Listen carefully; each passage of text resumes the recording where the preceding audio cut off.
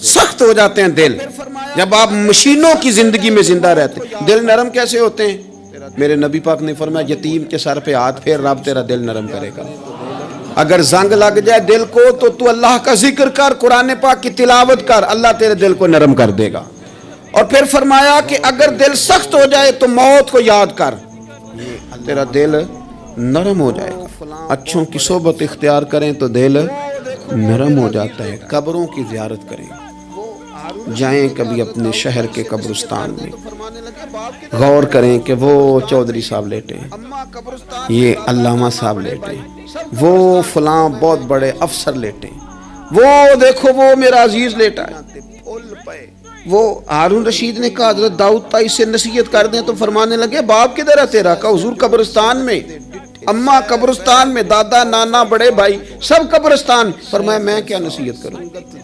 او پئیاں دس دیاں نی قبراں جنہاں تے پھل پئے، ادھروں کوئی بھی نہیں آمدا تے ادھروں لکھاں گئے تے سہ جوڑ سنگت دے ڈٹھے، سہ جوڑ 100 سال کی دوستی، سہ سال سنگت دے ڈٹھے، او تکو آخر وتھاں پئیاں، او جنہاں بعد اسی پل نہیں سنجیندے، ایک پل نہیں سنجیندے، پھر وہ شکلاں بھی یاد نہ رہی ہیں۔ سہ جوڑ کہا یہ کوئی کم ہے دل کو نرم کرنے کے لیے؟ تیرے پاس موت کا تذکرہ قبروں کی زیارت کو تھوڑی ہے؟ یہ چیزیں دل نرم کرتی ہیں یار، نرم کرتی ہیں چیزیں دل۔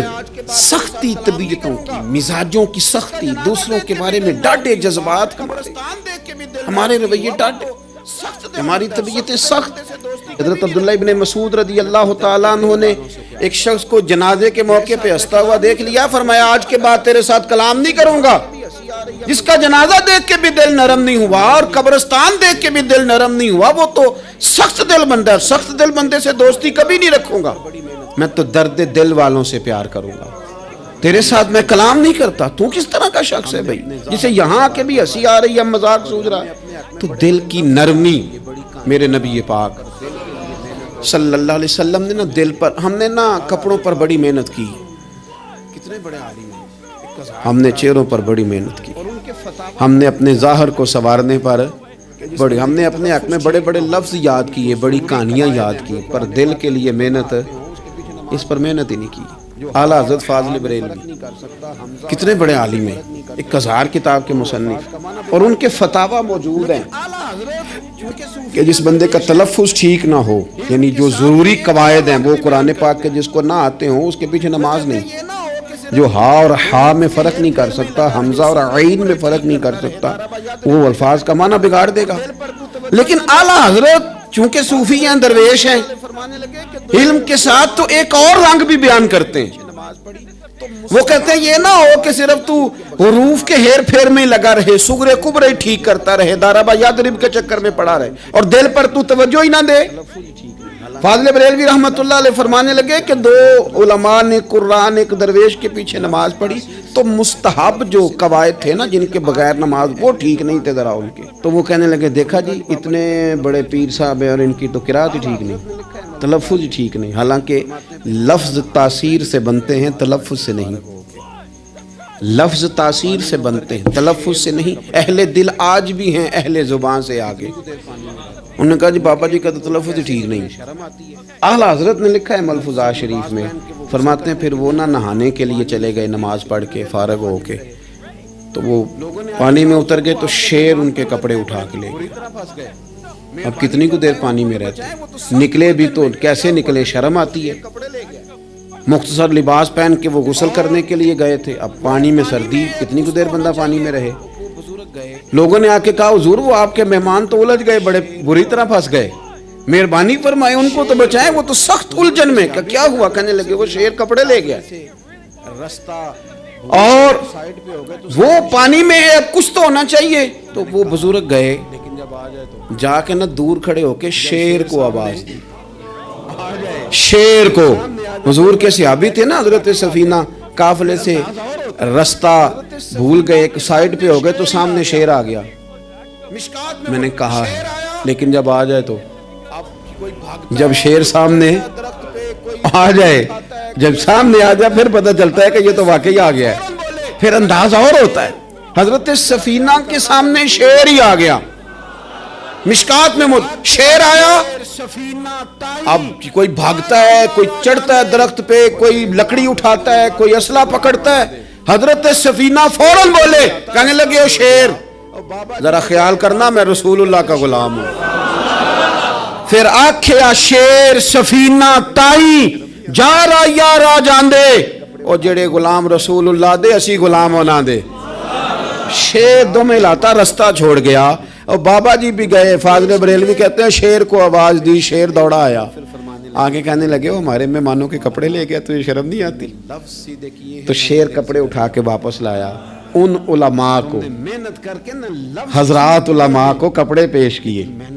جب ان کو پیش کیے تو پیش کرتے ہی بزرگ پھر فرمانے لگے، کہنے لگے مولانا تم نے لفظ سیدھے کیے ہیں، میں نے دل سیدھا کیا ہوا ہے۔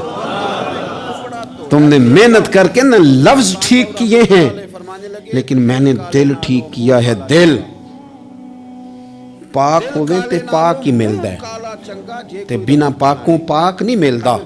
سارے جسم دے توون نالوں ایک ٹکڑا تول ہے دل دا۔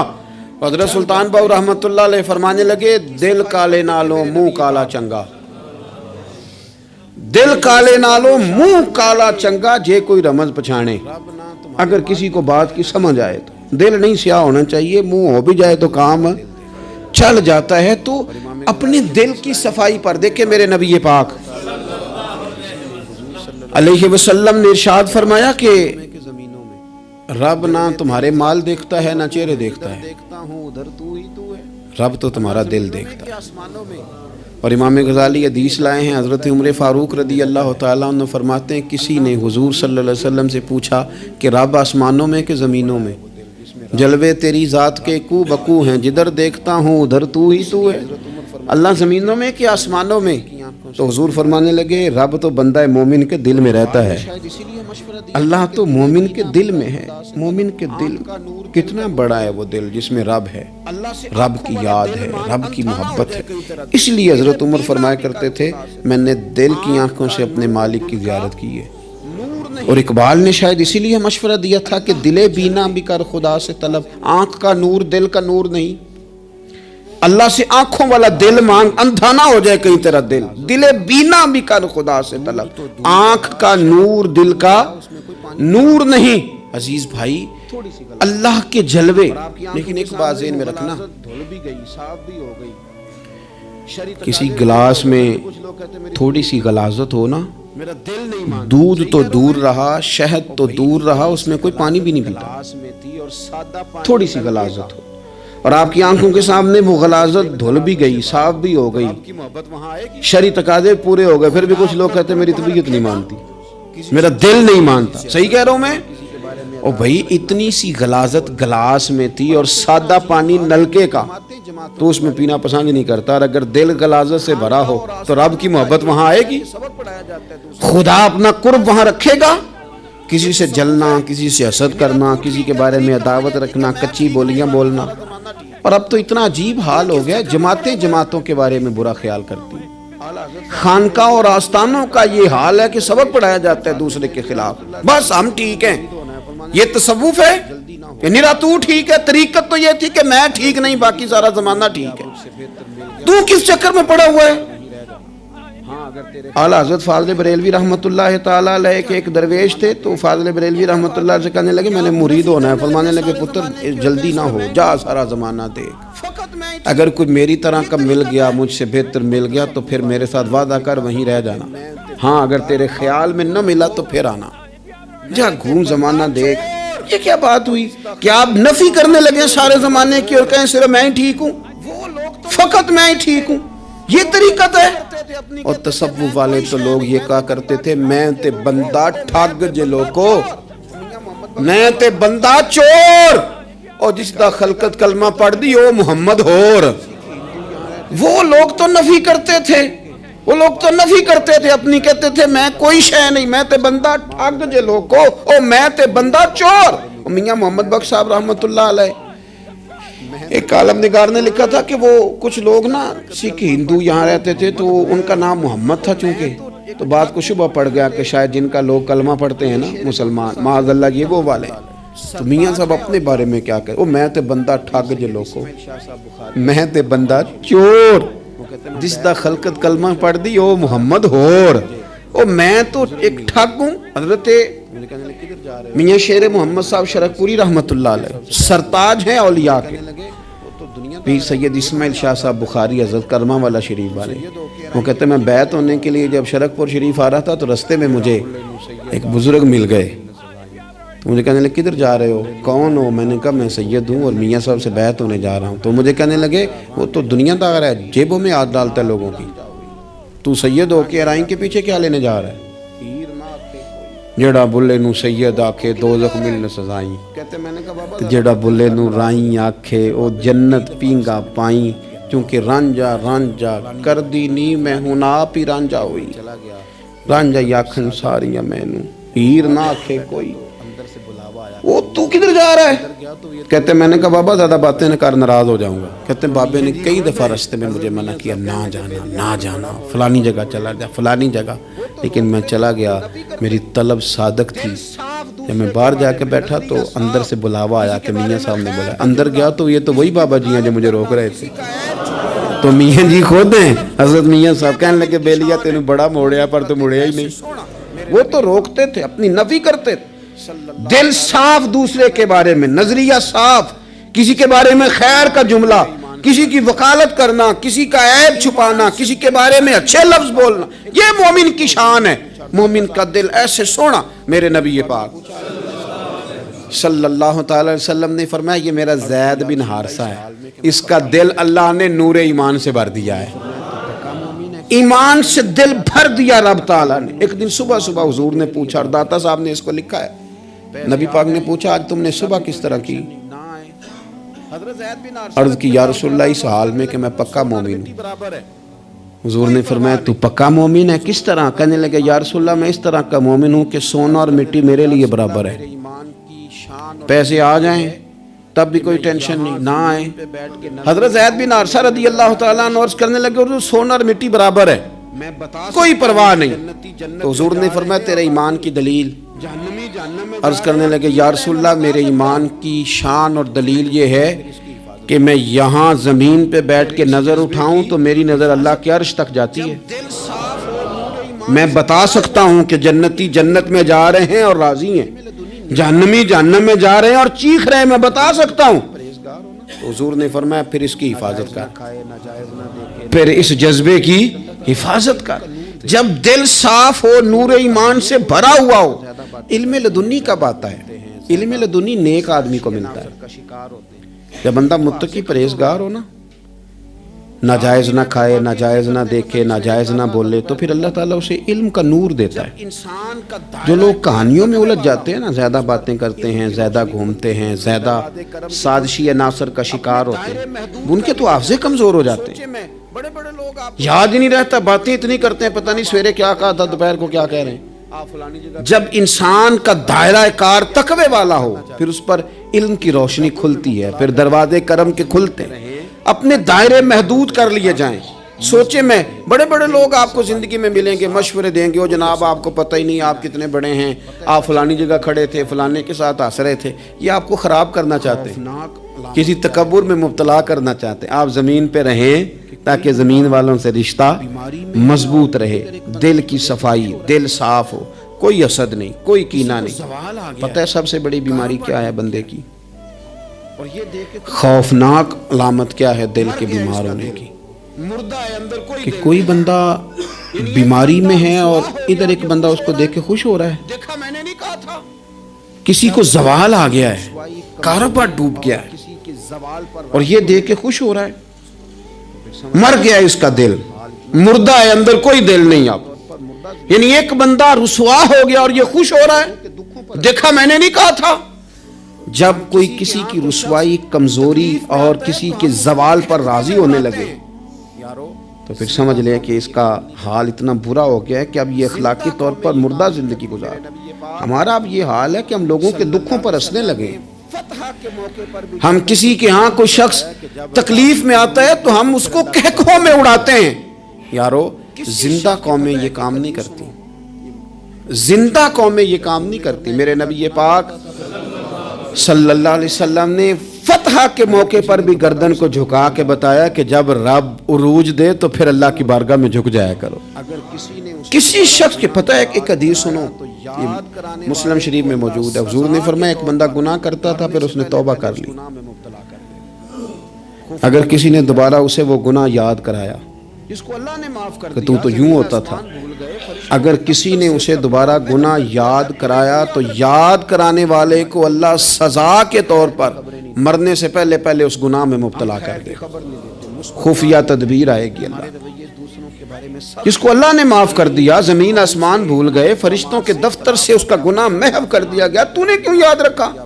لیکن ہمارے دل اس طرح کے ہیں، خیر کی خبریں نہیں دیتے ہیں، ہم خیر کی خبر نہیں دیتے، مثبت بات نہیں کرتے. ہمارے رویے دوسروں کے بارے میں سخت ہیں. یعنی بہو سے داماد سے اختلاف ہو گیا، پھر اس نے معافی مانگ لی، پھر ہم نے معاف کر دیا، پھر ایک سال کے بعد دوبارہ لڑائی ہوئی تو پچھلی بات دوبارہ یاد کرنی چاہیے تھی. اس کی تو معافی دے دی تھی آپ نے، لیکن آپ نے پھر یاد کر لی وہ بات. اس کا مطلب ہے آپ نے صلح کی تھی، دل صاف نہیں کیا تھا. دل جب آپ صاف کر لیں تو پھر معاملہ ختم ہو گیا. پھر آپ پھر نکال پھینکے ساری چیزیں. مسند امام احمد بن حنبل میں حدیث ہے، حضرت انس بن مالک رضی اللہ تعالیٰ عنہ کہتے ہیں میں بھی بیٹھا تھا، حضرت عبداللہ ابن عمر رضی اللہ تعالیٰ عنہ بھی حضور کی بارگاہ میں بیٹھے تھے. نبی پاک صلی اللہ تعالیٰ علیہ وسلم نے فرمایا ابھی ایک شخص تمہارے پاس آنے والا ہے، تیاری کر لو، آنے والا جنتی ہے. کہتے ہیں ایک شخص اندر داخل ہوا تو سادہ سا بندہ، داڑھی سے پانی کے قطرے گر رہے، جوتے ہاتھ میں پکڑے یا بغل میں دبائے، وہ آ گیا، حضور سے بات چیت کی، چلا گیا. ہم بڑے خوش تھے کہ کمال نہیں ہو گیا جس کو حضور نے دنیا میں جنت کی بشارت عطا کر دی. اگلے دن اس نے اتفاق، ہم اسی جگہ اسی حال میں بیٹھے تھے کہ پھر محبوب نے فرمایا ابھی ایک بندہ آنے لگا، جنتی ہے. کہتے ہیں وہ بندہ آیا تو دیکھ کے حیران ہو گئے، یہ تو وہی کل والا ہی بندہ ہے. اسی طرح داڑھی سے پانی کے قطرے گر رہے ہیں، جوتے اس کی بغل میں آ کے بیٹھ گیا. تیسرے دن اللہ کی قدرت ہم وہیں بیٹھے تھے، پھر حضور نے فرمایا بندہ آنے لگا، زیارت کر لو، تیاری کر لو، بندہ جنتی ہے. وہی بندہ آیا جو پہلے 2 دن آیا تھا. حضرت عبداللہ ابن عمر کہتے ہیں کہ وہ حضور سے کوئی بات چیت کر کے جانے لگا تو میں اس کے پیچھے ہو گیا. میں نے اس کو جا کے سلام کے بعد کہا کہ یار میں تیرا مہمان بننا چاہتا ہوں، 3 راتوں کے لیے رکھ لو گے؟ اب محلہ بھی ایک، شہر بھی ایک. اس نے کہا جی ٹھیک ہے، آ جائیں، جو میرے پاس روکھا سوکھا ہوگا پیش کر دوں گا. فرماتے ہیں 3 راتیں 3 دن میں اس کے پاس رہا. میں جاننا چاہتا تھا کہ کون سی ایسی عبادت کرتا ہے جس کی وجہ سے 3 دن حضور نے جنت کی بشارت اس کے لیے دی، اعلان فرمایا. کہتے ہیں میں نے کوئی غیر معمولی چیز نہیں اس کے اندر دیکھی، کوئی انوکھی عبادت نہیں دیکھی. عشاء پڑھتا، فجر تک سویا رہتا، میں تہجد کے وقت اٹھتا، نفل پڑھتا. 3 راتیں یہ ہوتا رہا. ہاں جب وہ کروٹیں بدلتا تو اللہ اکبر اللہ اکبر کہتا. باقی وہ سویا ہے، فجر میں اٹھا ہے، صدقہ بھی خاص نہیں اس نے دیا، خیرات بھی میں اس سے زیادہ کرتا رہا، مجھے کوئی خاص چیز نظر نہیں آئی. تیسرے دن میں جانے لگا تو میں نے اسے کہا یار سن، مجھے کوئی ضرورت نہیں تھی تیرے گھر میں قیام کرنے کی، میرا گھر قریب ہی ہے. وہ تو کمال یہ ہے کہ نبی کریم علیہ السلام نے اپنی زبان فیض ترجمان سے، یعنی وہ زبان جس کو سب کن کی کنجی کہیں، اس کی نافذ حکومت پہ لاکھوں سلام. حضور نے 3 دن تجھے مسلسل جنتی کہا ہے. میں تو دیکھنے آیا تھا کہ تیرے اندر کوئی عمل ہو تو میں بھی وہ شروع کروں. تو وہ کہنے لگا یہی ہے جو آپ نے دیکھ لیا ہے، فرض نماز ہی پڑھتا ہوں، روٹین کے کام ہی کرتا ہوں، کوئی خاص چیز تو میرے پاس کوئی نہیں. حضرت عبداللہ ابن عمر فرماتے ہیں میں نے تو سمجھا کہ میں تو اس سے زیادہ خیر کے کام کرتا ہوں. اب میں سوچتا ہوا وہاں سے نکلنے لگا کہ پھر کیا خاص بات ہے جو نبی پاک نے 3 دفعہ اسے جنتی کہا ہے. جب میں نکلنے لگا نا، دروازے پہ مڑنے لگا تو اس نے آواز دی کہ یار سنو، ایک بات یاد آئی ہے. کوئی عداوت نہیں، کوئی بغض. میں نے کہا وہ کون سی؟ کہنے لگا یار جب سے بالغ ہوا ہوں نا، جب سے اللہ نے توفیق اسلام دی ہے، میں نے جب بھی اپنا دل دیکھا ہے نا، جب بھی میرے دل میں کسی کے لیے حسد کوئی نہیں، کوئی عداوت نہیں، کوئی بغض نہیں، کوئی کینہ نہیں، کوئی کیا کر رہا ہے، میرے دل میں سب کے لیے خیر ہی ہے. دل میرا صاف ہے، اس کے علاوہ نہیں مجھے پتا کیا عمل ہے. حضرت عبداللہ بن عمر کہتے ہیں پھر مجھے سمجھ آ گئی ہے، یہ جو تیرے دل کی صفائی ہے نا، یہ بنیاد بن گئی ہے جس کی بنیاد پر نبی پاک نے تجھے 3 دفعہ جنت کی بشارت عطا فرمائی ہے. دل، آپ دل میں میل کچیل رکھ کے نفل پڑھنا، عبادتیں کرنا، ریاضتیں کرنا، صدقات دینا زیادہ نفع بخش نہیں ہوتا۔ دل صاف ہونا تو تھوڑی عبادت بھی کام آ جاتی ہے۔ یہ حدیث بتاتی ہے کہ دل صاف ہو تو تھوڑے صدقے بھی زیادہ نفع کر جاتے ہیں۔ دل پر توجہ دیں۔ سب سے ضروری کام ہے کہ ہم